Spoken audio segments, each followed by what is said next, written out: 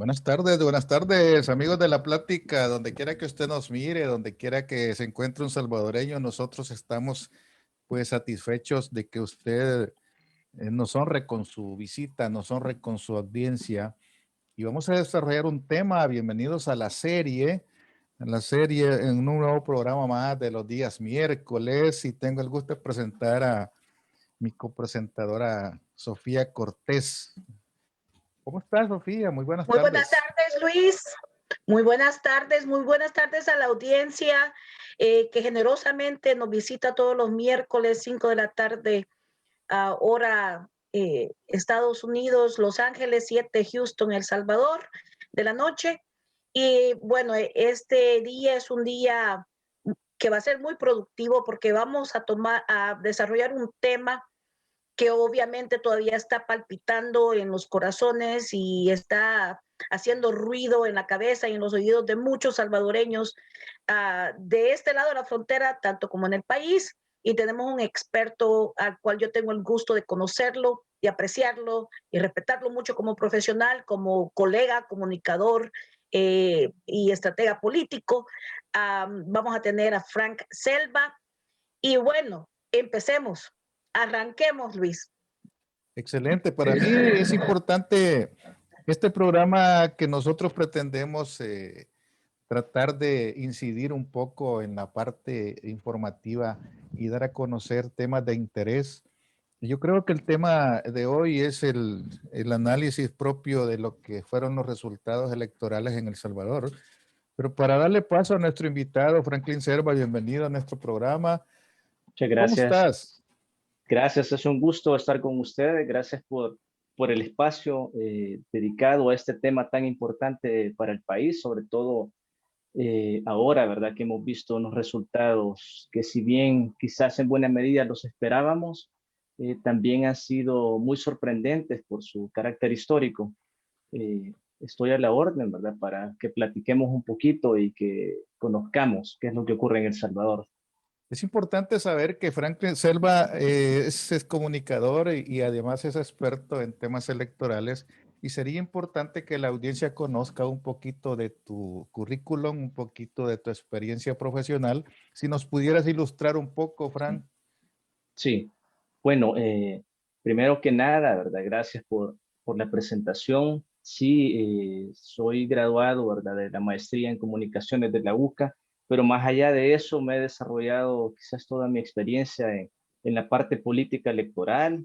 He trabajado mucho con temas de encuestas, también con datos electorales y en buena medida eso me ha permitido desarrollarme también en el campo de la comunicación política, que es un campo un poco explorado, ¿verdad? Porque muchas veces profesionalmente los colegas tal vez no quieren entrar de lleno, ¿verdad? Porque son temas que sí te pueden desgastar, ¿verdad? Pero creo que alguien tiene que dedicarse a esas labores, que estoy a la orden.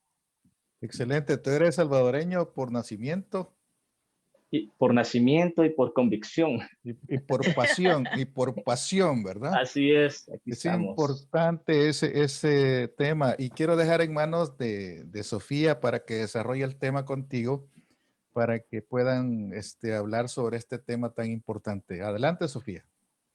Gracias, Luis. Bueno, como le decía a la audiencia y les decía a ustedes, Luis, yo me siento muy emocionada de compartir este espacio con Franklin porque somos colegas en la cuestión, estamos en nuestro charco de la comunicación política. Y creo de que más allá de hacer una reseña de las elecciones pasadas, queremos darle a nuestra audiencia algo que no se ha hecho hasta ahorita en ningún programa, que es realmente quebrar los números de la elección porque son tan importantes como mercadóloga política, comunicadora política y estratega política. Siento y siempre voy a apoyar el análisis frío, objetivo, concreto de los datos, porque los datos dictan dónde está la temperatura, quiénes votaron, qué segmento votó más, dónde, cómo. Esto nos da los rayos X de cómo está el sentimiento del pueblo, la intención de voto y también posiblemente quiénes realmente van a configurar el apoyo poblacional de esta decisión tan crucial que se tomó el 28 de febrero. Entonces, Franklin, vamos a abordar el tema de esta manera. Te voy a pedir que nos digas, que nos des un X-ray, un rayos X antes de las elecciones. ¿Cómo venía la población que estaba registrada para votar? O sea, el universo de votantes en el país. ¿Cómo venían las tendencias? ¿Cómo venían antes del 28 de febrero? Después vamos a abordar qué es lo que se da el 28 de febrero. Y después vamos a abordar la tercera parte que nos va a terminar de completar el escenario de qué es lo que va a pasar después del 28 de febrero según la votación concreta. ¿Te parece? Entonces, perfecto. Decir, Franklin, vos que estuviste haciendo mucho trabajo, incluso trabajaste una campaña, fuiste uno de los principales estrategas de una municipalidad, y bueno, y él lo dijo antes de entrar, que ha estudiado en varios países de Latinoamérica, inclusive Colombia. Es súper entrenado en esta cuestión de la comunicación política. Así que yo sé que él ha estado haciendo encuestas, midiendo mediciones, polls, como les quieran llamar, toda esta cuestión. Él tenía más o menos ya mapeado cómo venían las tendencias hacia el 28 de febrero. Describirnos cómo estaba el país, cómo estaba el universo de votantes preliminar a el 28 de febrero. Bueno, primero que nada, yo creo que el 28 de febrero va a marcar para todo el país una fecha trascendental, no solamente por los resultados, sino por el tipo de comportamiento que se dio en la población, y creo que esto es el resultado de años de los partidos políticos, pero al mismo tiempo creo que es el resultado del manejo comunicacional que se dio y de una sorpresiva reacción de la población frente a un cambio de gobierno que recién tuvimos en el 2019 y que por cuestiones de la pandemia hubo como una pausa en el accionar territorial de los partidos. Creo que fue lógico que los partidos se detuvieran un momento, pero a partir de junio, julio, todo se comenzó a reactivar poco a poco. Menciono esto porque hay que destacarlo. ¿Por qué? Porque buena parte de la campaña gubernamental se vio intensificada en los últimos 2 meses con la repartición de paquetes alimenticios, ¿verdad? De los cuales todos sabemos pues que si bien ayudan a una parte de la población, esto no resuelve los problemas estructurales, tampoco quita el hambre más de 2 semanas, ¿verdad? Pero bien, o sea, esta es una postura muy personal. Sin embargo, creo que habíamos venido teniendo un comportamiento del gobierno muy excesivo en cuanto a las violaciones de la ley electoral. Primero porque a partir, quizás voy a comenzar de lo más reciente y nos vamos a ir un poco más atrás. Primero que se violentó, por ejemplo, la última semana hubo inauguraciones cuando todos sabemos que un mes antes no se pueden dar este tipo de inauguraciones. Se siguió repartiendo ayuda de gobierno, se utilizaron recursos del Estado para movilizar simpatizantes del partido oficial. Más allá de eso, creo que eso vino a abonar un poco el desgaste y el discurso chocante que había entre el gobierno y la oposición, que hoy, pues lamentablemente, digo lamentablemente porque en una democracia la oposición juega un papel importante, se ha visto reducida, y de alguna manera, pues el control que la oposición debe jugar en el Estado, ¿verdad? Como un todo, es mínima, y por lo tanto el accionar del gobierno va a ser muy de puertas abiertas, digamos, hacer lo que se quiera, pero ya las encuestas nos habían dicho, nos habían vislumbrado un poco el cómo iba a estar el panorama. Sí nos han sorprendido, porque algunas sí nos decían que podía tener el gobierno una mayoría calificada, estamos hablando de los 56 votos, pero creo que todavía lo dudábamos por el sistema de distribución de los escaños en el país, que es de cocientes y residuos. Entonces, las encuestas en realidad no ayudan para, o sea, no son un método, ¿verdad?, para hacer cálculos de este tipo, pero aún así, algunas personas, algunos estudiosos se atrevieron a hacer los cálculos, creo que sí le atinaron, dieron con eso, ¿verdad? Pero todavía falta definir, porque estamos en un proceso, justamente inició ayer, en el proceso de escrutinio final, que es donde se vuelven a revisar las actas y se vuelven todavía a contabilizar que los datos que están plasmados en actas vuelvan a coincidir. Volviendo al tema de cómo estábamos, es importante mencionar que si bien nos sorprendió los resultados, en algunos municipios sí habían como, ya se sabía más o menos cómo iba a estar todo, pero hoy hay otros municipios que sí nos han sorprendido, sobre todo aquellos municipios que habían estado bien evaluados por la población, los que tradicionalmente también habían pertenecido a los partidos, en este caso Arena, FMLN, ¿verdad? Por años. Y yo creo que esto ha sido un efecto de ola, como dicen, ¿verdad? De que el presidente arrasó, pero aún así hay diferencia. Voy a poner el caso del municipio de San Marcos. En el municipio de San Marcos, para la elección legislativa, se mantienen alrededor para el FMLN de 2.000 votos, ¿no? Pero esto se supera en la elección municipal, donde el FMLN alcanza los 12.000 votos, es decir, estamos hablando de 10.000 votos que sí la gente decidió dárselos, en este caso, a la gestión del FMLN, ¿verdad? Pero no fue suficiente o no ha sido suficiente todavía porque falta que los resultados estén en firmes, pero aún así la tendencia ya es muy clara, no ha sido suficiente para poder superar en este caso, la votación por el partido oficial. Bien. Gracias, Franklin. Entonces, ese es el panorama previo al 28 de febrero. Pero quiero que también nos des una reseña de qué es lo que ha venido pasando con los partidos tradicionales desde la votación del 2015, porque creo que eso ya venía en tendencia.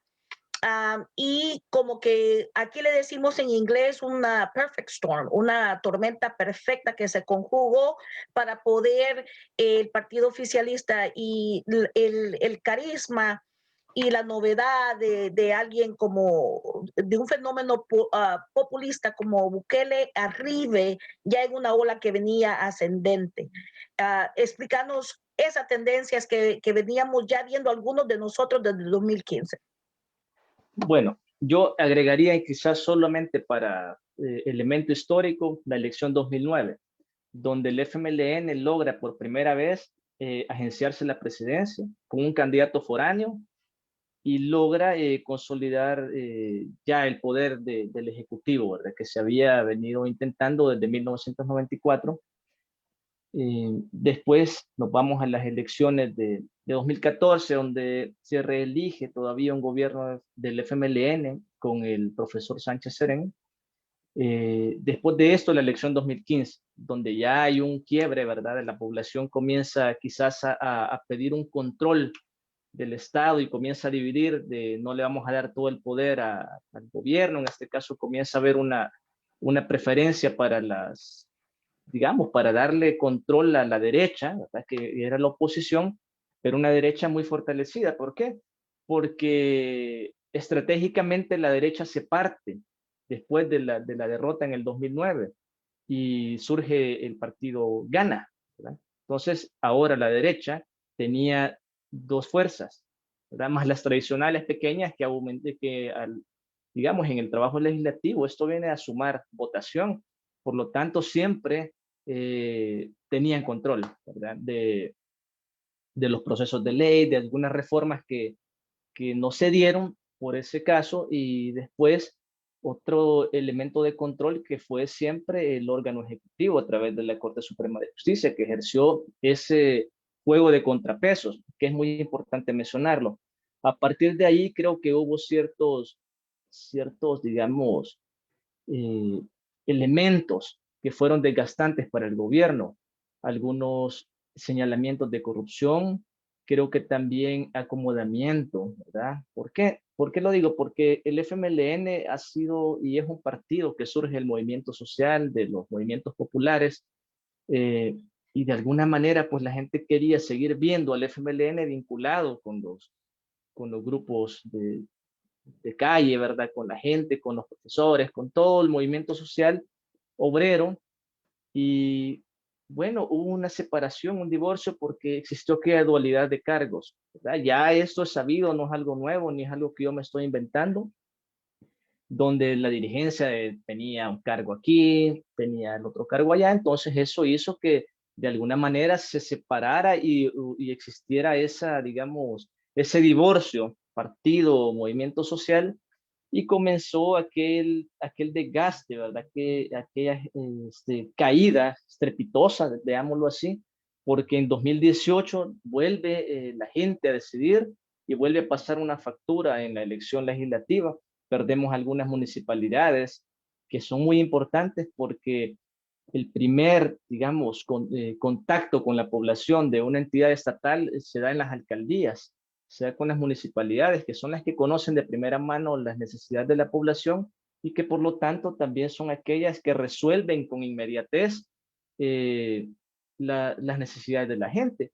Esto, hago una pausa acá, lo leyó muy bien Nayib, ¿verdad? Que también esto vino a generar un gran desgaste. ¿Por qué? Porque a partir de junio, estamos a 10 meses ya de que Nayib obstaculizó la transferencia de fondos a las municipalidades y las dejó prácticamente asfixiadas en una situación de pandemia, con un discurso que le funcionó, porque él decía, si esos recursos las municipalidades las ocupan para la campaña, y no es cierto, ¿verdad? Pero aún así la gente creyó ese discurso, asfixió a las municipalidades, se detuvieron algunas obras, complicó el quehacer municipal, por lo tanto esto se replicó y fortaleció su discurso. Pero a partir del 2018, volvemos a eso, el frente ya digamos estaba en una situación complicada respecto a su imagen. Ya las encuestas venían señalando el desgaste que tenía el FMLN, algunas situaciones que no se pudieron cumplir, tan importantes y estructurales como fue una reforma de pensiones, que es una deuda. Pero en esta reforma de pensiones recordamos lo que venía diciendo, o sea, la derecha siguió manteniendo el control legislativo y por lo tanto bloqueó cualquier posibilidad de que existiera una reforma integral. Y otras deudas, ¿verdad? En materia de transformaciones sociales que no se dieron, yo creo que la gente y el frente más bien cargó con un gran peso, que es el peso de la esperanza popular. Y lo digo así porque creo que la gente esperábamos mucho del FMLN y esa factura era muy grande y por lo tanto era difícil de comenzarla a saldar en tan poco tiempo y el desgaste fue muy rápido. Después la división interna que hubo con Nayib, ¿verdad? Creo que sí se percibió cuál era su interés. Algunos grupos internos dentro del FMLN, pues que comenzaron, y esto es como que si fuera una novela, ¿verdad? Comenzaron a buscar el protagonismo, pero al final esto devino en lo que ya conocemos, en la expulsión de Nayib y en la creación de su discurso de los mismos de siempre, ¿verdad? Que los mismos de siempre terminan siendo aquellos que estando en los partidos tradicionales ahora están en la derecha. Caso de Nayib, ¿verdad? Porque él surge dentro del FMLN, ¿verdad? Se va con un partido de derecha, después ahora él está haciendo, o sea, no es cierto que Nayib sea el sin partido, el sin ideología, al contrario, creo que él va a profundizar todo lo que la derecha y la burguesía en El Salvador no ha logrado hacer, porque ahora goza del aval popular, ¿verdad? Entonces va a ser una derecha que va a gozar, y ya lo vimos, o sea, de la mayoría de la población. Estamos hablando de que, si lo vemos en datos muy fríos, Nuevas Ideas mantiene su 1.4 millones de votantes que obtuvo en la elección 2019. Ahora ha bajado menos de 100,000 votos, pero el FMLN pasó de los 400,000 votos, si no me equivoco, a los 175,000 en la elección legislativa. O sea, es una caída muy grande. Y yo creo que sí es un voto de castigo de la población, ¿verdad? Que no se supo leer a tiempo. Muy de acuerdo, Luis. ¿Alguna reacción? Qué factor consideras, Frank, que además de ese discurso que el presidente esgrimió, qué crees que influyó para que la gente le diera ese voto de castigo al FMLN? Bueno, yo pienso que fue primero una inconformidad con algunas figuras. Es decir, estamos hablando en una campaña muy intensa con una clarísima ventaja del gobierno en cuanto al manejo de recursos, en cuanto al ataque, al discurso, pero más allá de eso, o sea, el FMLN presentó un buen número de candidaturas que ya habían sido derrotadas incluso en las urnas en elecciones anteriores, que no gozaban de la simpatía de la población, incluso de la militancia y de la membresía. Además de eso, el relevo generacional que se intentó hacer fue bastante estrepitoso porque quizás buena parte de los jóvenes o de las nuevas candidaturas sí tuvieron la buena intención de realizar esas transformaciones, esos cambios, pero creo que los abrazó la negatividad que existía dentro de la marca partidaria.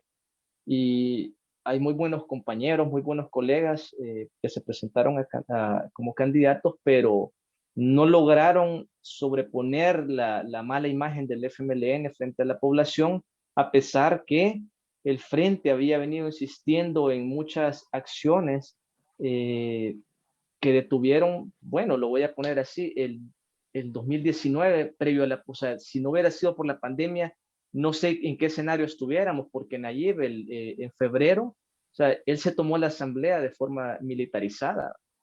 Eh, el frente y la oposición, en este caso Arena también, ¿verdad? Como partido de oposición, interpusieron muchos controles, ¿verdad? En cuanto al mal manejo de los fondos, al mal manejo de los recursos, el abuso de autoridad, pero aún así creo que la población no lo supo ver y lo interpretó, y sí, equivocadamente, como una obstaculización al desarrollo de las acciones de gobierno. Y de alguna manera, pues, esto fortaleció a Nayib, fortaleció el discurso, y muchos se aprovecharon también, se han aprovechado tremendamente como candidatos del partido oficial. ¿Por qué? Porque son personas desconocidas, sin ningún conocimiento, y se ve porque no hubo ningún discurso que permitiera conocer cuál era su plataforma. O sea, la única propuesta que todos tuvieron ha sido, y es peligrosa porque la propuesta de los diputados oficialistas ha sido obedecer al gobierno, obedecer al presidente. Entonces esto es un temor porque es una asamblea que no va a ejercer control, es una asamblea que va a decir sí a todo, y nos enfrentamos a una crisis post-pandemia, o sea, si lo queremos ver de manera bondadosa, ¿verdad? Porque creo que ya estamos en una crisis, pero sería una crisis estructural más compleja en la cual vamos a necesitar seguramente más deuda, más préstamos, y para pagarlos, pues, un país que no produce mucho y que no exporta tanto, creo que nos va a tocar, como decía Nayib en sus primeros discursos, tomar la medicina amarga, que en buena medida va a ser subir impuestos, tal vez reducir algunos servicios, privatizar otros, ¿verdad? Todavía falta mucho. Ahora con los 56 y más diputados que pueden obtener con sus alianzas, todo esto va a ser muy sencillo para el gobierno, muy peligroso para aquellos que van a ser afectados. En la parte comunicacional, siempre se le ha criticado al FMLN que ha tenido ese talón de Aquiles en la parte comunicacional, y se le atacó mucho en el sentido de que se alejó demasiado de los sectores a los cuales tenía que servir, incluyendo a toda la gente que está en el exterior. No hubo un acercamiento durante su periodo de gobierno que le permitiera sostenerse, mantenerse, porque pareciera de que se acomodó a ese status quo, y no visualizó de que en algún momento podía dejar de ser gobierno. Se acostumbró a ser gobierno, y se olvidó de que hay una gente que está observándolo desde todo ángulo, y aparece una figura que empieza a capitalizar esos errores del FMLN, viene a hacer una gestión en el exterior, aglutina mucha fuerza en el exterior, lo potencian incluso, pero el FMLN no reaccionó. Es decir, si bien es cierto, el FMLN perdió cientos, ¿verdad? Cientos de votos en el 19 y que ya había perdido en el 18. Nunca reaccionó a ese lenguaje, nunca reaccionó a esa estrategia de comunicación. Y a mí me van a decir, no hay recursos, pero tú como comunicador sabes de que no se trata muchas veces solo de recursos. Ahora, ¿qué es lo que consideras entonces? Además de esa gran cantidad de votos que le quitó el partido y que se dedicó a potenciar la bandera, mientras que el FMLN se dedicó a potenciar rostros. ¿Qué es lo que, qué es lo que significó en términos numéricos, según tus análisis? Sí, yo pienso, bueno, primero, en la estrategia de potenciar rostros creo que se dio muy tarde. ¿Por qué? Porque estamos en una elección que desde 2015 ya estamos votando por rostros y votos cruzados. Entonces yo pienso que el Frente debió haber permitido desde un inicio, desde esa vez, eh, que sí existiera, digamos, esa libertad de potenciar figuras. ¿Por qué? Porque al final todos los candidatos que se presentaban como diputados o como aspirantes a las diputaciones representaban el esfuerzo partidario. Entonces, creo que la bandera cargó con mucha responsabilidad. Y es decir, la bandera tuvo que arropar señalamientos de corrupción, tuvo que arropar desgaste de las figuras, tuvo que arropar un discurso a veces muy tibio, ¿verdad? Una gestión muy tibia, y entonces ese peso, ¿verdad?, de una bandera tan histórica como la del FMLN se convirtió en una responsabilidad muy grande y por lo tanto fue muy difícil ya poderlo asimilar y poder potenciar de nuevo la marca. Si lo vemos en términos mercadológicos, creo que ya es muy difícil, ¿verdad? Estar en esa parte y volver o sea, hay que reinventarse. Y la reinvención no tiene que ser únicamente como marca, ¿verdad? Porque si hay un buen elemento de marketing acá en el país, ha sido el partido de Nayib, ¿verdad? Pero sigue siendo eso, ¿verdad? Porque estructuralmente todavía no ofrece, no ha habido nada. O sea, ha habido algunas acciones inmediatas, pero cambios estructurales todavía no hay. Vamos a ver qué ocurre con esta asamblea, ¿verdad? Pero volviendo a lo comunicacional, creo que hubo una parte del discurso que no conectó con la población. Los voceros que el Frente tuvo, y esto es de amplio conocimiento, o sea, bastaba con ver la televisión y veíamos a voceros que estaban, o sea, desde los 80, y no digo que eso sea malo, ¿verdad? Pero cuando comienza a sonar la alarma de que algo anda mal, creo que nos dio suficiente tiempo como para cambiar vocerías, como para cambiar esos rostros que estaban en la primera línea del discurso. Y sí, esa autocrítica no se tuvo a tiempo y nos pasó factura, ¿verdad? El abandono también de las nuevas estrategias de comunicación, lo reactivamos demasiado tarde, que fue la parte de redes sociales, por ejemplo. O sea, han definido. Yo creo que en el caso de Estados Unidos, Trump lo vio muy temprano, ¿verdad? O sea, es un candidato, ¿verdad? Correcto. En su momento él ganó con la estrategia de la inteligencia de marketing a través de redes. Y aquí fue lo mismo, pero lo vimos muy tarde, ¿verdad? Aún así se trabajó en la estrategia digital. Creo que eso nos salvó bastante también porque con el uso de estas herramientas también logramos reaccionar inmediato, llevar el discurso inmediato a la gente. Pero pasa otra cosa. Ahora se ha fomentado y se ha desarrollado un nuevo tipo de violencia social que es muy peligroso y también es una gran censura. ¿Por qué?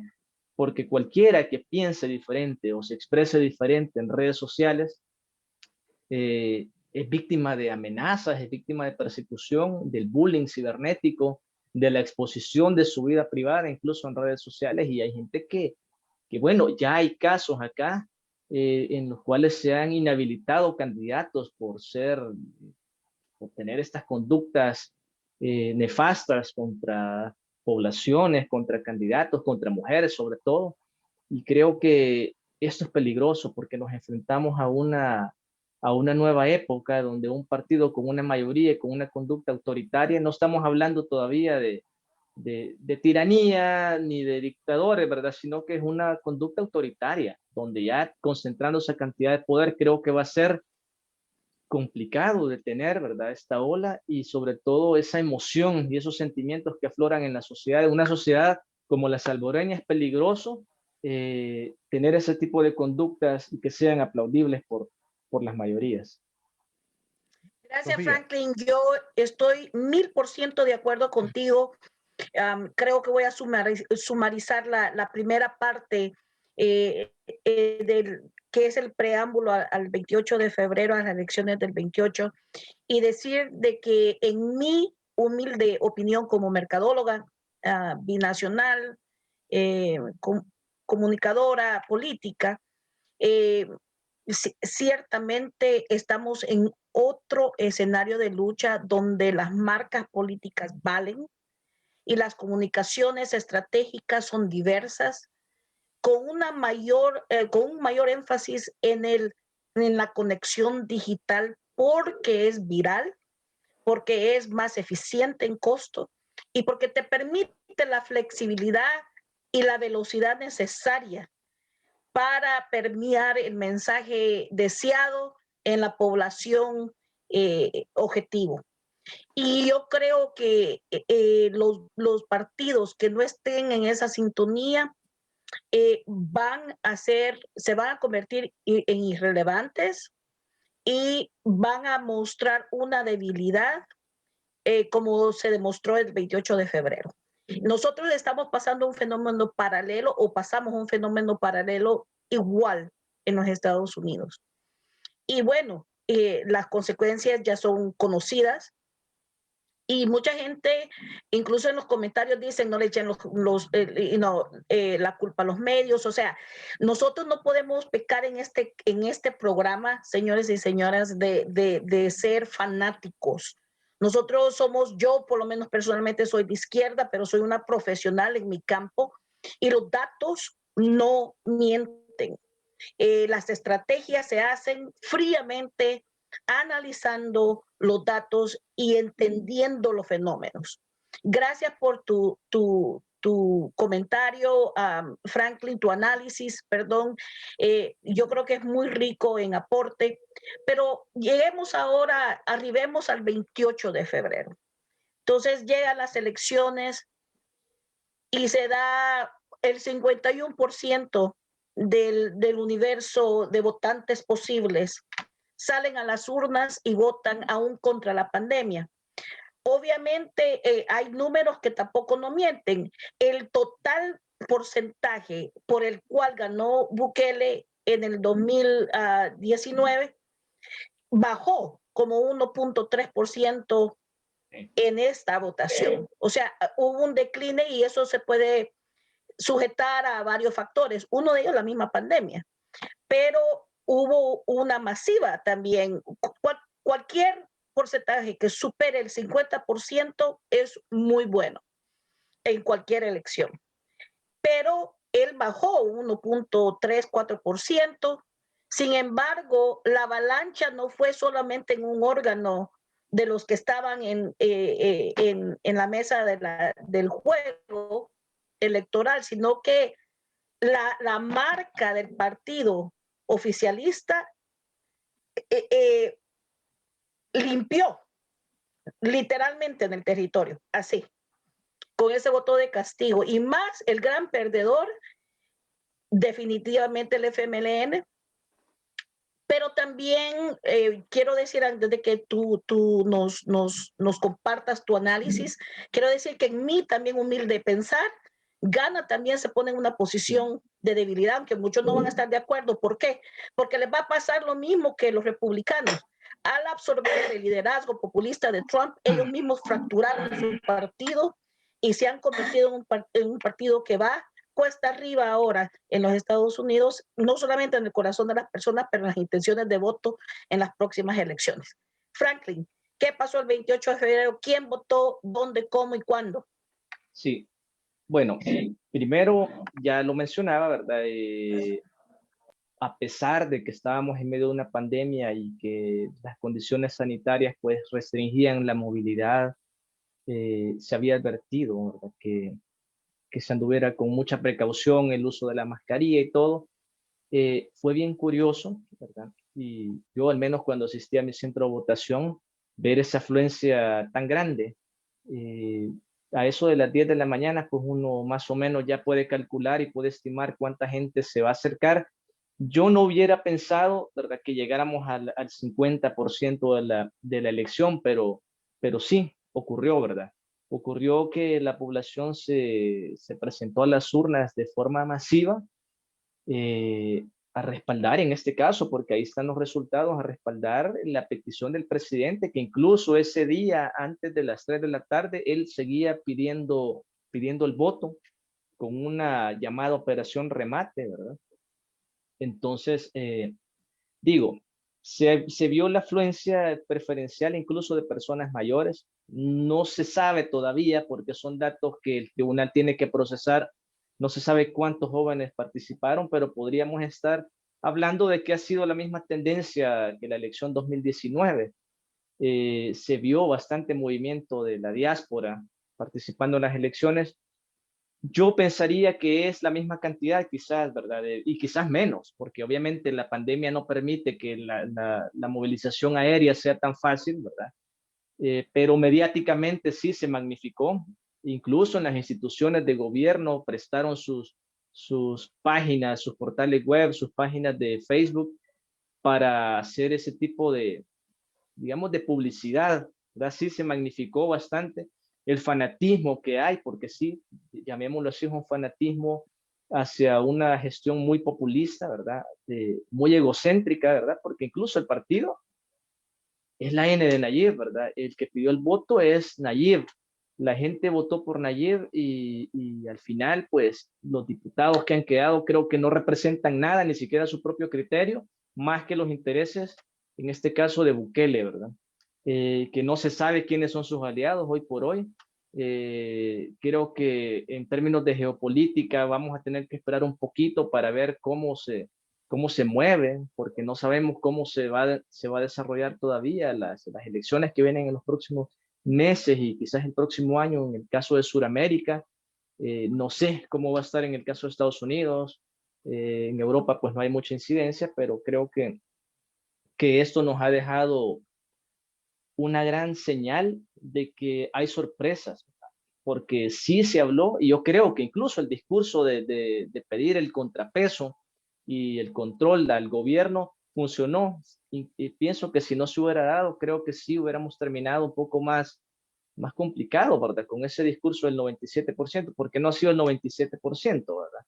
Pero sí ha sido una gran cantidad de apoyo que ha tenido, en este caso, el oficialismo, y esto ha relegado a la oposición a una expresión mínima, pues, o sea, no estamos hablando de uno, pero sí una mínima expresión como para que se pueda ejercer control. Lo peligroso es lo que viene, ¿verdad? A partir del 28 de febrero. No crees ahí, Franklin, que debemos de tomar en cuenta un factor que es el hecho de que si el partido Nuevas Ideas se potenció su bandera, eso incluso llevó a pensar de que votaban por él, por la persona, por él, la simpatía, la popularidad, como quiera llamarle, que se ha manejado a través de la imagen, a través de todos los recursos estatales, pero a pesar de ello, numéricamente no subió el voto de él, del partido como tal, ¿verdad? Porque tenemos que verlo desde ese punto de vista y tenemos que analizar también el punto de que el FMLN tuvo 300,000 votos menos aproximadamente. Sí. ¿Qué pasó con esos votos? especulando. ¿Qué sucedió? ¿Quién se llevó esos votos? Bueno, yo diría que no tendríamos que especular mucho, sino más bien es que las mismas encuestas, algunas públicas, algunas privadas, ¿verdad? Que se manejaban internamente, eh, nos permitieron, por ejemplo, saber o conocer que hubo un buen número de personas que manifestaban efectivamente que no, estaban indecisas, que no iban a votar. Y claro, ya cuando analizamos la parte cualitativa, las llamadas conversaciones en redes sociales, lo que se habla en redes sociales, pudimos ver, y los que estudiamos ese tema, nos damos cuenta que lo que ocurre es que no había opciones, ¿verdad? Para elegir. ¿Por qué? Porque hubo mucha gente que sí decía, yo no quiero votar por Nayib, incluso mucha gente que de cara a cara le decía a uno, y también las encuestas lo decían, que iban a cambiar su voto, que habían votado por Nayib, pero iban a cambiar su voto, pero creo que se sintieron acorralados en la medida que no hubo opciones. ¿Por qué? Porque decían, yo no quiero votar por el Frente, yo no quiero votar por Arena. Luego surgieron otros partidos que pertenecen a las mismas argollas de la derecha, la mayoría, es decir, aquí el único partido de izquierda, la única opción de izquierda que existe por ahora, porque todavía existe, es el FMLN, y creo que no quedó nada de opciones, ¿verdad? Lo digo porque amigos cercanos me decían, no hay opciones. Entonces, las caras no bastaban. Creo que la gente también no tenía mucho el conocimiento de lo que el voto cruzado podía significar, porque el fraccionamiento del voto, ¿verdad? Marcando diferentes caras de diferentes partidos, pues sí, le daba, por ejemplo, si marcabas digamos, por dos partidos, dos candidatos, entonces medio voto a cada uno. Al final esas fracciones de voto, pues, se atomizaron tanto que no lograron una sumatoria suficiente, ¿verdad? Para obtener un diputado en algunos casos o lograr los números necesarios. Ahora bien, eh, ¿qué pasa con toda esta gente que no ha encontrado opciones? Y lo decía Sofía, una gran lección también es para GAN y para el CD, que han sido los aliados, bueno, en el caso de CD, como casi como un helecho pegado al tronco, ¿verdad? O sea, que no tenían ninguna propuesta, pero han estado ahí viviendo del discurso de Nayib.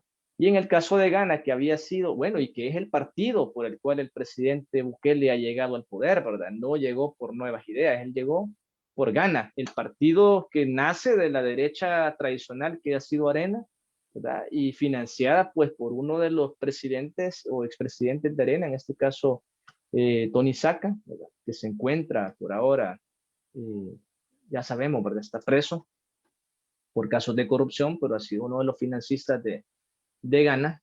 Entonces, han perdido también porque su fracción no tuvieron lo esperado. El caso del CD va a desaparecer porque no obtuvieron ningún resultado en esta elección.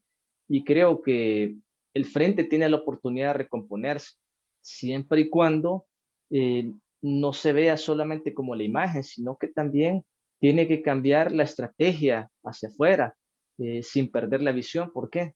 Porque la gente no le está pidiendo al Frente, miren, renuévense. Si la gente al final lo que dice el Frente, y esto es el discurso popular, la gente dice el Frente traicionó los principios. Entonces, si los principios del Frente eran de una izquierda bien fuerte, creo que debe retomarse esos principios del llamado a activar los movimientos populares, pero de alguna manera tienen que ser otros voceros, tienen que ser otras estrategias para llevar a cabo esa orientación, ¿verdad?, del discurso hacia la gente y también la actitud. Bueno, ahora penosamente pues ya no van a estar algunos rostros visibles y tradicionales del Frente en primera línea, ¿verdad? Pero creo que las personas que quedan y si existe alguna reestructuración es una oportunidad para el FMLN para poder transformarse y poder reorientar el rumbo, ¿verdad? En este caso, la izquierda política para el país. Ok, Sofía, adelante.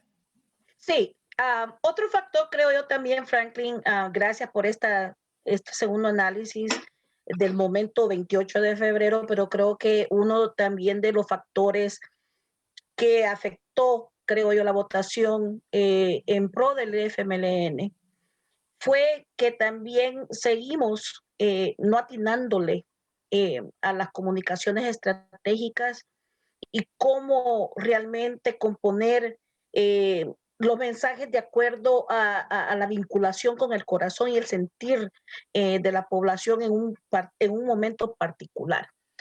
Y traigo un incidente que quiero que me lo elabores como experto en comunicaciones políticas, que se da 2 meses antes de las elecciones.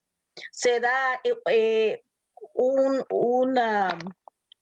un conflicto interno cuando se cambia de look por parte del brand, por parte de la marca del FMLN, que cambian la bandera y salta una lideresa del partido a explicar el por qué, porque inclusive los mismos militantes o una parte de los militantes de la militancia del FMLN sale a criticar ese movimiento 2 meses antes de las elecciones. Se convierte en una controversia que pasa de ser interna a ser atestiguada por la población, porque ahora todo lo que se dice y todo lo que se hace, todo puede existir en un medio digital.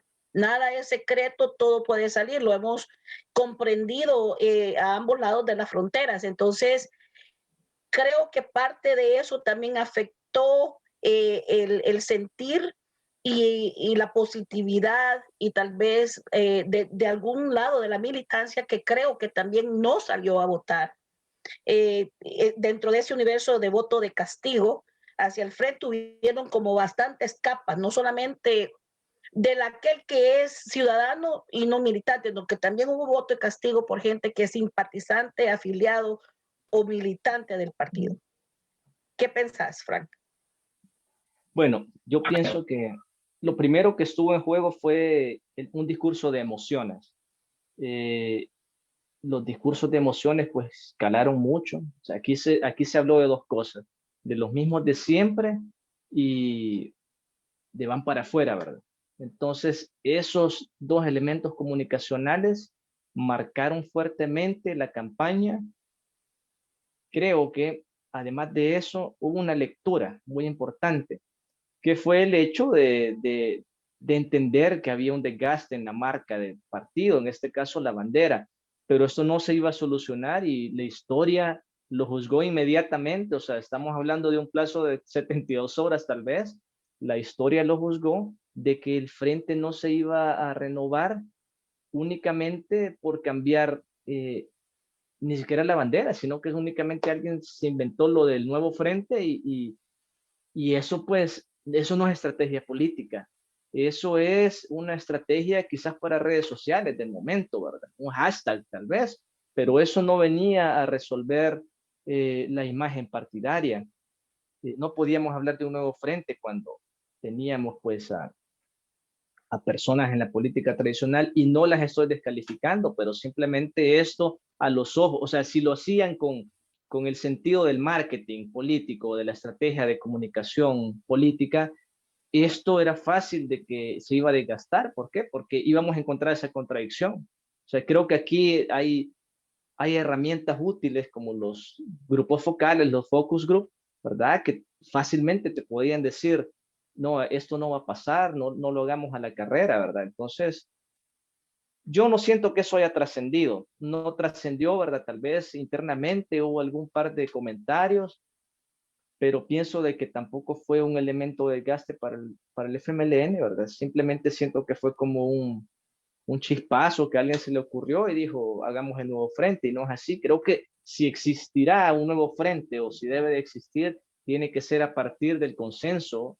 de su militancia, del consenso de la paz y de los aliados tradicionales del FMLN. Volviendo al tema de la comunicación y del branding, sí, debe reinventarse pero como lo decía, no únicamente debe ser la bandera, porque al final el frente es también, o sea, siendo un partido de izquierda, digámoslo así, hay mucho dogma, ¿verdad? A partir del origen del frente, a partir de la lucha, la bandera creo que es algo bien difícil, o sea, en este caso la bandera del frente pues es algo que no puede desaparecer fácilmente, entonces creo que lo que se debe reinventar es el mensaje hacia afuera, es el carisma político del FMLN sin perderse en el rumbo de la izquierda para el país.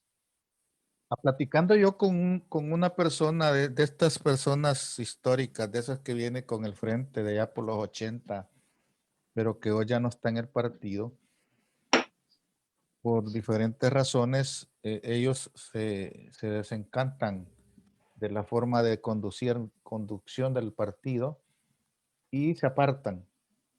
A algunos los apartan, pero, pero ellos se apartan y dicen, sin embargo, dice, cuando yo escucho el himno del FMLN, cuando yo veo esas 4 letras, a mí me da ese sabor que se llama una pasión por eso, por esas 4 letras, por ese partido. Y sin embargo, me duele ver en la situación en la cual está. ¿Existe desde tu punto de vista, Fran, culpables al interior del partido que no han permitido que esa gente retorne al partido? Yo creo que sí deben existir culpables al interior y yo no me corresponde a mí señalarlo. Creo que la población lo ha señalado anteriormente, lo señaló en las elecciones 2018, lo señalaron en los mecanismos de elección interna del FMLN, lo señalaron al momento de elegir candidaturas, lo señalaron el domingo anterior. Yo creo que si ya no se entiende, ¿verdad? ¿Cuál es el mensaje que la gente está tratando de darle, ¿verdad? La gente como militancia y la gente como población, ¿verdad? Si ya no se comprende, ¿verdad? Quiénes son los que la gente ya no quiere y no se trata de exiliarlos, simplemente creo que hay que dar los espacios y es lo que la gente ha pedido y creo que es sano. Esto es sano en cualquier tipo de ámbito, hasta en las grandes empresas, en las familias, o sea, los relevos deben existir. No debe ser eterno nada, ¿verdad? O sea, ni la vida, pues. Entonces, yo pienso que sí hay culpables. Eh, las renovaciones creo que han sido necesarias, se han exigido y no estamos hablando, al menos yo no estoy hablando de la renovación ideológica, ¿verdad? Como la que ya generó algún tipo de conflicto años atrás, sino que más bien una renovación del pensamiento sin romper la ideología y los principios, ¿verdad? La forma de expresarse, la dualidad de cargos, ya se ha hablado muchísimo, creo que a la gente al final tal vez no es que eso le interese, pero lo que pasa es que si uno va a dirigir un partido no puede estar en el partido, no puede estar en los cargos y no puede estar queriendo hacer todo, ¿verdad? Porque se quiere ser la cara visible. Yo pienso que eso, Es, pues sí, pasó esa, muchísima factura. Eso es lo que yo le llamo, Franklin, a que nosotros, el pueblo siempre nos ha exigido más. Las expectativas para la gente del frente han sido más porque, y es el por qué nosotros debemos modelar o ejemplizar el tipo de comportamiento que nosotros esperamos de ese cambio estructurales que nosotros deseamos en nuestra sociedad. Y hablando de eso, se ha hablado mucho, inclusive han salido artículos después de las elecciones, el Faro y otros medios que hablan del papel crucial de la falta de cultura política en el país. Y como experto en comunicaciones, vos sabés que para poder comunicar y ser estratégicos hay que conocer la cultura política de un país o la ausencia de tal. ¿Cuál fue el impacto, según tu análisis, Frank, de la falta de cultura política? Que para mí, humilde opinión, fue algo que deberíamos de haber profundizado de un tajo desde el arribo a la presidencia del presidente Mauricio Funes. Era cuando se debería de haber cambiado esa actitud hacia formular y cementar una cultura cívica en el país, y no se hizo, no se priorizó. ¿Cuál es tu análisis sobre esto? Bueno, primero, yo pienso que la política es un tema muy amplio, ¿verdad? Y quizás es complicado que logremos exigirle a la gente cierto nivel de cultura política. ¿Por qué? Aquí se ha simplificado muchísimo quizás desde los 80s, al menos yo desde que tengo memoria, estamos hablando en mi adolescencia, ¿verdad? Tengo memoria, digamos, ya de ser crítico y de analizar el elemento político, pero lo que pasa es que la gente lo ha simplificado de izquierda a derecha, la guerrilla y la derecha, decían en su momento. Entonces, eso no es hacer política. Incluso a mí alguien me preguntaba hoy y fue una pregunta sencilla, pero con una respuesta compleja, porque me dicen, ¿qué es ser de izquierda? Entonces, digo, cuando uno comienza y si uno divaga en las cosas que uno cree, pues entonces, qué puede ocurrir en la gente que no tiene idea porque no ha tenido la oportunidad de estudiar algo tan importante como es la política? Y la política no como un elemento científico complejo, sino que involucrarse, incluso aquí, por ejemplo, es tan complejo que la gente se quiere integrar en las asociaciones vecinales, en las asociaciones de profesionales. Entonces, ¿qué es lo que ocurre? Se van creando esas argollas y esas argollas crecen, ¿verdad? Y se van tomando ciertos espacios, entonces después la gente comienza a quejarse. Y ahí es donde cae el discurso de los mismos de siempre, pero son los mismos de siempre. ¿Por qué? Porque la gran parte de la población no quiere involucrarse y eso ha hecho que los discursos emocionales debiliten tanto a la sociedad y que calen tanto de manera que sea complicado retomar esto con la lógica o sí, con elementos tan complejos y si lo vemos en términos dialécticos, pues es difícil que a la gente le transformemos el pensamiento con algo tan básico, pues. Más allá de los llantos, dicen, más allá de sobémonos la espalda, ya pues ya es momento de retomar y dejemos de enojarnos, dejemos de llorar, porque ya no podés hacer nada, ya pasó, ya no podés cambiar eso tan fácil. ¿Qué, qué le dirías a la dirección del FMLN si te correspondiera? Sí, bueno, yo como lo comentaba temprano con alguien, ¿verdad? Lo que pasa es que los triunfos se celebran entre todos y la derrota siempre es huérfana, ¿verdad? Entonces yo pienso que yo no le tendría que decir nada a la dirección. Si es que si están en la dirección es porque han logrado cierto nivel político y cierta trascendencia y creo que es su responsabilidad hacerles lecturas porque si los ciudadanos, como decíamos, con poco conocimiento de la política, pero con mucho entendimiento de la realidad, han logrado comprenderla y nosotros que estamos en una, digamos, en la base, quizás no hemos llegado ni al medio de la pirámide, logramos entender los cambios y las necesidades de transformación que tienen que existir, en este caso, dentro del frente.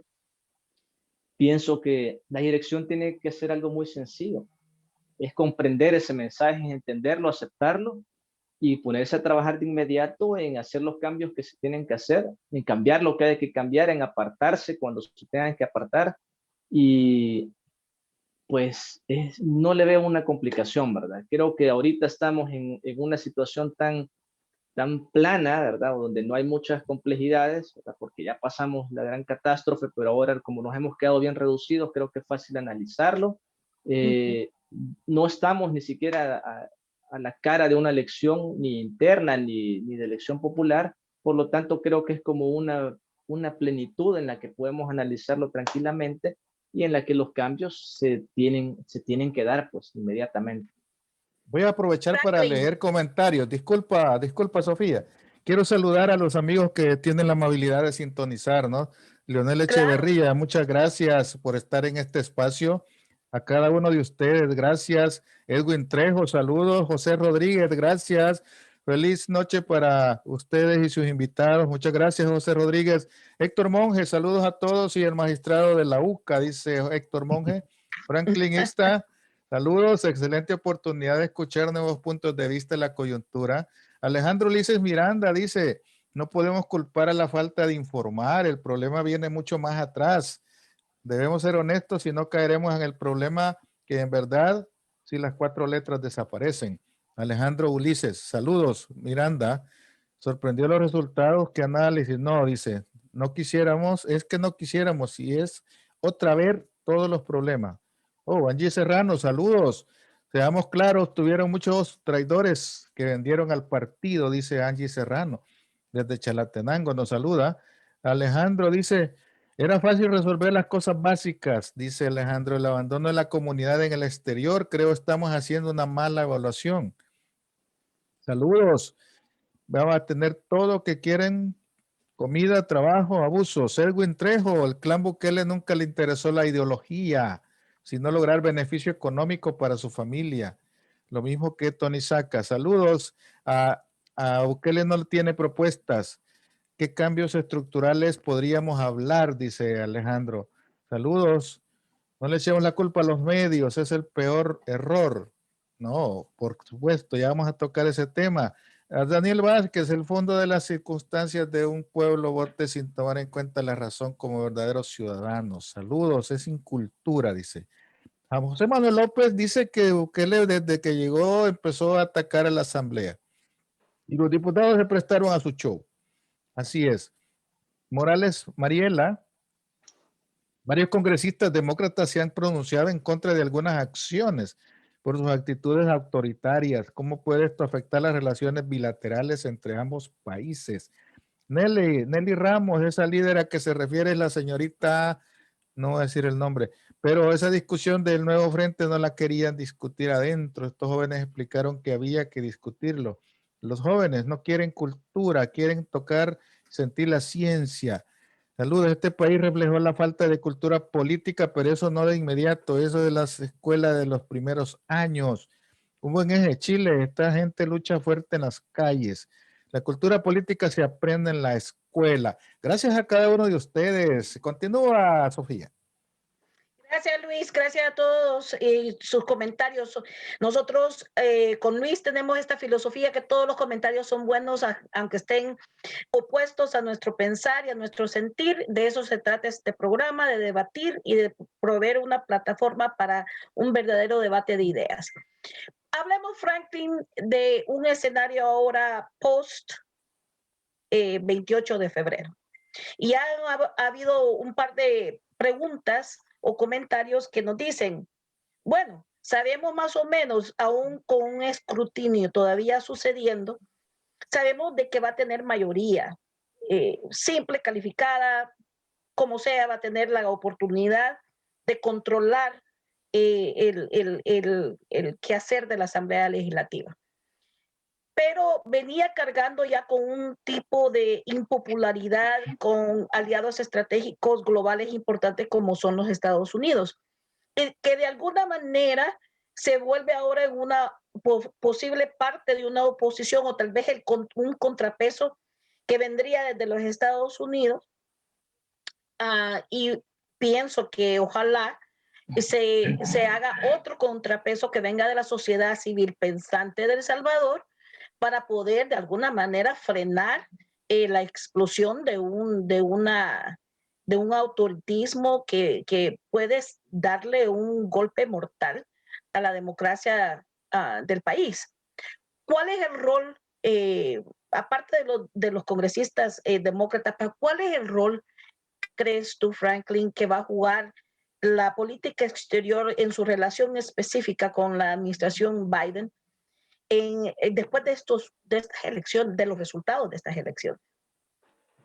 Bueno, hemos visto algunos hechos bastante penosos, lo podemos decir así, ¿verdad? Viniendo de un presidente en la cual se ha puesto a criticar las acciones de otros países, de otros gobiernos, digamos, un pleito ya casi personales, descalificaciones hacia congresistas demócratas.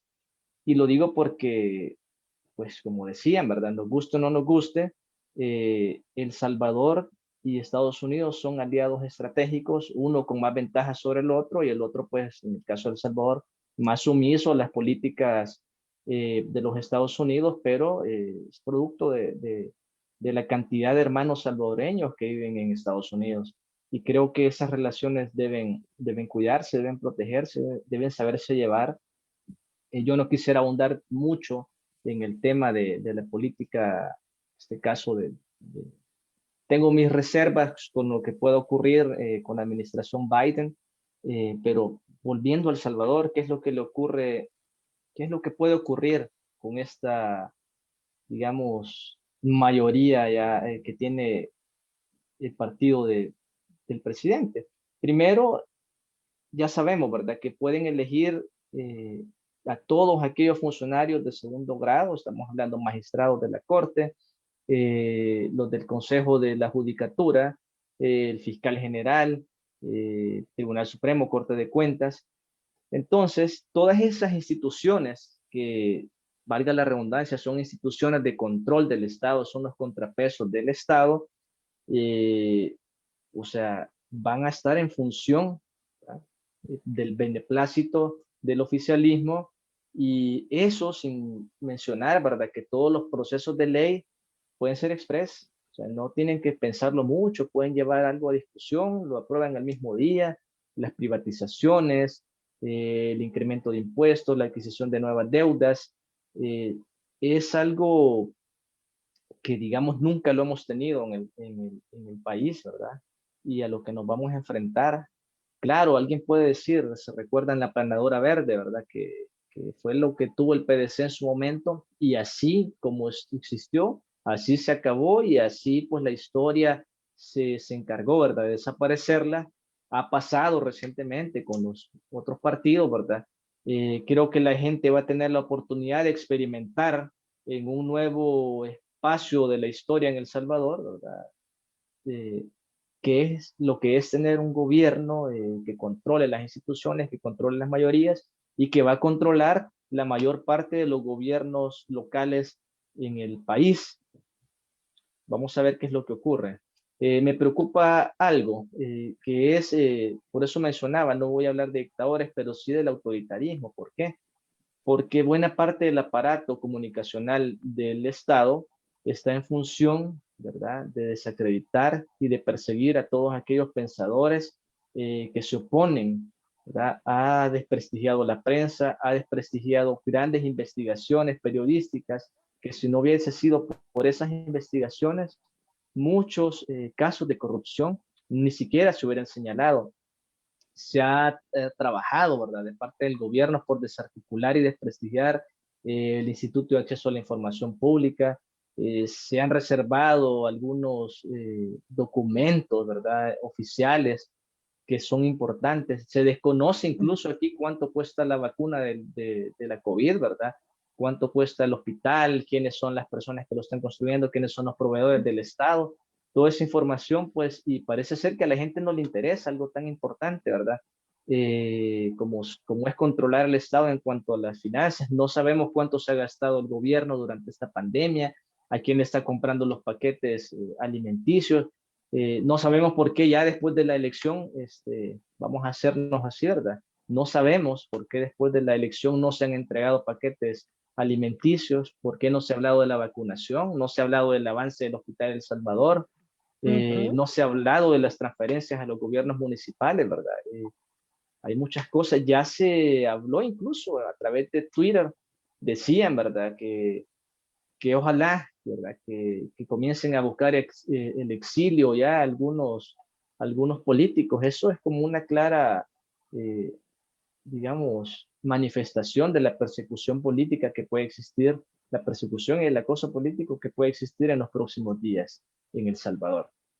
De buena fuente tengo información de que el programa de alimentos llega hasta mayo. Y eso lo dicen la gente que trabaja ahí, porque como firmaron un contrato, la población salvadoreña, tú que vives en El Salvador, se acostumbró al asistencialismo y eso le llevó a pensar de que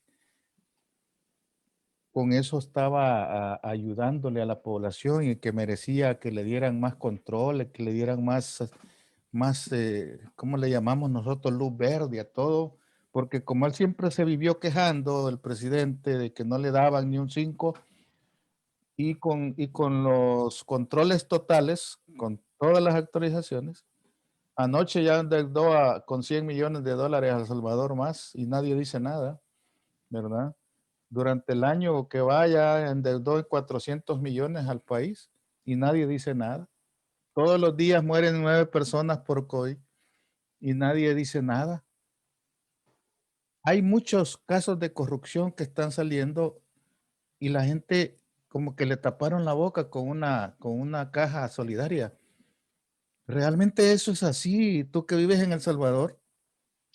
Bueno, en realidad no nos vamos a ir muy lejos. Cuando inicia el gobierno del FMLN en el 2009, se comienza con los famosos paquetes solidarios, ¿verdad? Que fue una de las políticas insignias de los gobiernos de izquierda.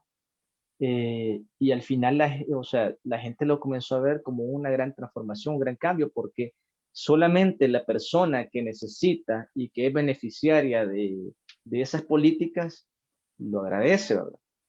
Aún así, ese fue un gran logro, un gran éxito, ¿verdad? Y que potenció en la opinión pública el FMLN, pero que al final esa política que no era asistencialismo, ¿verdad? Pero se vendió, o sea, la gente lo terminó entendiendo como asistencialismo, comenzó en un declive, ¿verdad? De modo que la gente lo comenzó a ver como algo normal, por lo tanto ya no generaba aquella expectativa.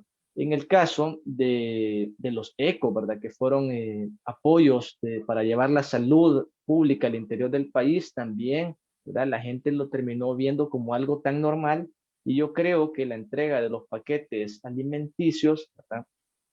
La gente al inicio pues se vio agradecida porque en realidad el gobierno nos había sometido a una cuarentena estricta en la que nadie podía salir, comercios cerrados, aquí hay, igual que en todo el mundo, ¿verdad? No vamos a decir que únicamente aquí pasó, pero hay muchos emprendimientos que cerraron, muchas empresas que tuvieron que cerrar, mucho desempleo. Y sí, la gente lo ve con una gran expectativa, ¿verdad? La alimentación que el gobierno traía, ¿verdad? Pero, y lo voy a decir, eso es del conocimiento público, pues el que ha recibido un paquete solidario, una canasta alimenticia, sabe que el interior de lo que viene allí, pues no nos va a resolver, no nos va a resolver el hambre, no nos va a resolver las necesidades, pero sí es un apoyo que resuelve lo inmediato, ¿verdad? Pero comenzamos a ver ya en la segunda jornada de repartición, que fue entre enero y febrero, justamente para la campaña, entregando los paquetes a discreción, o sea, en la calle, sin ningún control, quiere uno, quiere dos paquetes.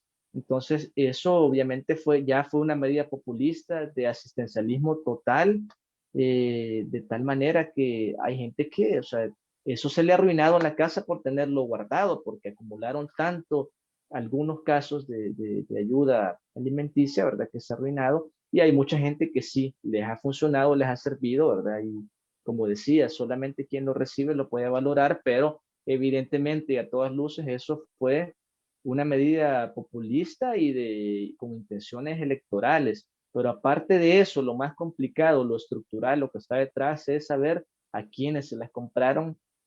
Y apareció una noticia, ¿verdad? Que en México incluso se estaban repartiendo los paquetes alimenticios de El Salvador y entre los casos de corrupción, pues ya hay señalamientos hacia el ministro de Salud que empresas familiares hicieron negocios con la entrega o la venta de equipo médico, equipo para la protección, entre otras cosas, ¿verdad? Hay bastantes elementos que sí señalan, ¿verdad? Que personal del gobierno, funcionarios del gobierno han estado involucrados en negocios con el mismo gobierno, lo cual es un total hecho de corrupción y un abuso de la posición dominante que se tiene en esos espacios de poder. Dijiste hace un rato y no quiero dejar pasar antes de cerrar el programa, porque tú hablabas de los voceros del partido y hablabas de que o no tenían un guión predefinido o realmente se le salió algún concepto, alguna frase que no tenía por qué hacerse. ¿Qué pasó en esa coordinación entonces?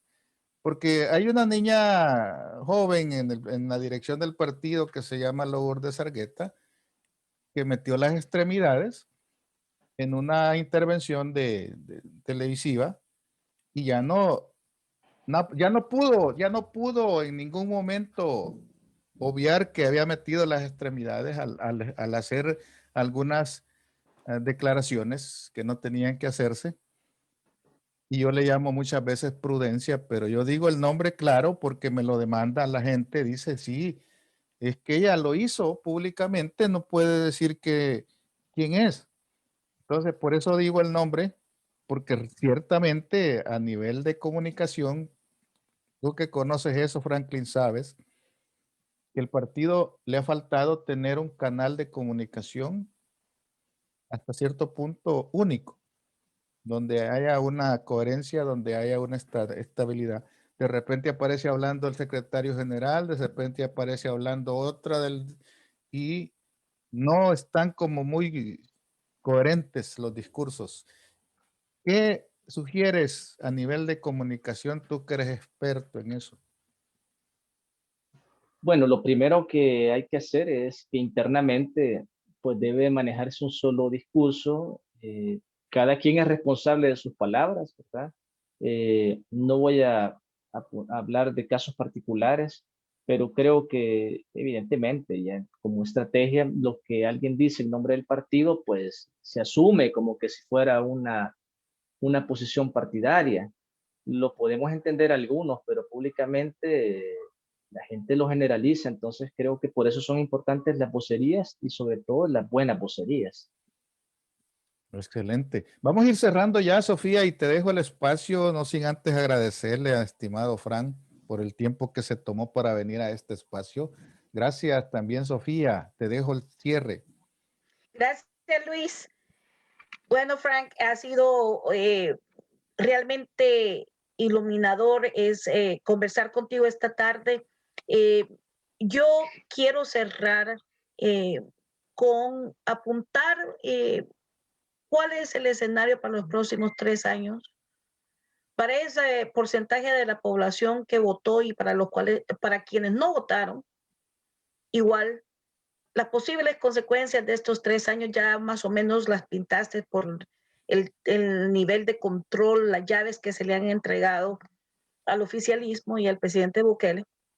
Pero quiero compartirles desde este lado de la frontera que nosotros aún en los Estados Unidos estamos enfrentando una crisis no antes vista por la misma pandemia y que aún siendo uno de los países más poderosos, miembro del G7, de los 7 naciones más poderosas del mundo, económicamente hablando, estamos viendo índices de desempleo altísimos y estamos viendo también una seria crisis de poder contener el virus. Hay un empuje masivo de vacunación en estos momentos que quiere concretar la administración Biden para finales de marzo, porque sabe que a medida que combata la pandemia puede regresar a la normalidad un tanto la población, pero están viendo pronósticos que esa normalidad no va a suceder hasta el 2024.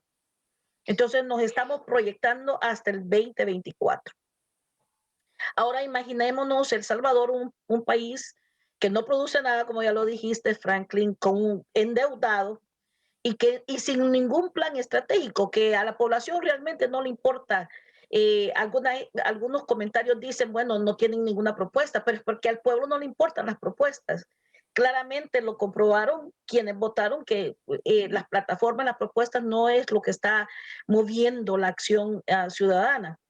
Entonces, bajo este escenario de los próximos 3 años, ¿cuál va a ser el pronóstico, crees, Frank, más que todo para la conjugación de contrapesos necesarios para almohadar de cierta manera el impacto grotesco político que va a sufrir la democracia en El Salvador? Y mucha gente no lo está viendo así, pero viene una desestabilización más profunda como país. Y que creo, como tú dijiste, es que ya tiene hasta síntomas de violencia y de persecución política. Bueno, lo que se viene primero es un gran reto para el oficialismo de asumir cualquier acción que tenga que hacer. Ya no va a tener las excusas, ¿verdad? Ya no tiene ninguna barrera política, si lo vemos así. Eso en cuanto a la ejecución de lo que él quiere hacer, ¿verdad? Porque como lo decía, en realidad no hay un plan, no hay una agenda que seguir en términos de gobernabilidad. Para la oposición, pues no son 3 años, tienen que ser meses para recomponerse de cara a esos 3 años que se vienen las próximas elecciones. Con urgencia yo pensaría que el peso más grande que va a existir para la recomposición la va a cargar el frente, ¿verdad? La carga el FMLN porque la derecha, lo hemos visto, se recompone inmediatamente porque tiene los recursos, porque tiene todo el aparato de la oligarquía, si lo vemos de esa manera, de los intereses económicos, y el gobierno ahorita tiene vía libre, ¿verdad? La población va a saber si lo reconoce, si lo castiga, si lo premia, si lo controla en la próxima elección, ¿verdad? Eh, Así que de esa manera. Y sí, lo otro, ¿verdad? Es que vamos a ver cuál va a ser el comportamiento del movimiento social, el comportamiento de los tanques de pensamiento, de la población civil, de los académicos, si va a haber críticas, si va a haber cuestionamientos, si va a haber control, ¿verdad? Debe existir control social. Alguien lo mencionaba, sí, tenemos el caso chileno, ¿verdad? Que el movimiento popular y la ciudadanía pues se organizó para decir no, ¿verdad? Y creo que cuando algo esté fuera de control en el país, pues va a ser la misma población la que lo permita o la que lo frene en su momento. Fran, ya para despedir, ¿tú piensas de que sería importante o necesario tal vez que la sociedad civil no partidaria, esa que, que- que no sea una iniciativa de partido, sino que sea una iniciativa académica, profesional, científica, ¿no crees que debería tener un acercamiento? ¿No crees que debería tener foros de discusión de la realidad nacional y construir algo para hacerse oír? Porque no podemos dejar en manos de los partidos, no podemos dejar en manos de los líderes los destinos del país. ¿Tú crees que no sería como necesario crear algo para hacer temas de discusión, pero que no sean promovidos por políticos? Sí, de hecho existen esos espacios de discusión, ¿verdad? Las universidades y la academia sobre todo los promueven.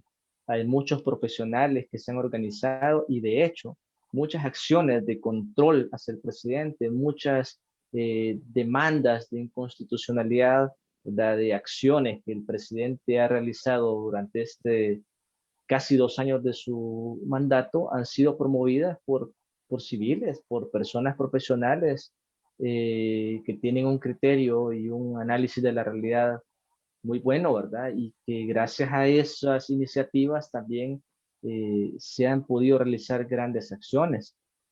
Creo que los partidos, en la medida que se han alejado de la población, también van a tener ese distanciamiento de todas aquellas personas que puedan contribuir, ¿verdad? Pero ese es el reto, ir a la búsqueda de esos profesionales, de esos académicos y de la sociedad civil organizada. ¿Y dónde quedaron los Gracias, Franklin. sindicatos? Perdón, ¿dónde quedaron los sindicatos al final en esta coyuntura, Franklin? ¿Por Bueno, qué están silenciados? hoy por hoy hemos visto Buena pregunta. algo histórico y que ahí está en los medios y que lo vimos días antes de las elecciones, grandes movimientos sindicales como el STIS, ¿verdad? Prestos pues a una agenda oficial, ¿verdad? Sin ningún sentido. ¿verdad? Más allá de que podamos decir se abandonaron desde algún tiempo, no se les dio el seguimiento. Sí, eso es lo que pasó, ¿verdad? Pero lo que está ocurriendo ahora, respondiendo a la pregunta, es que el movimiento sindical pues está en la agenda oficial, ¿verdad? La agenda oficialista.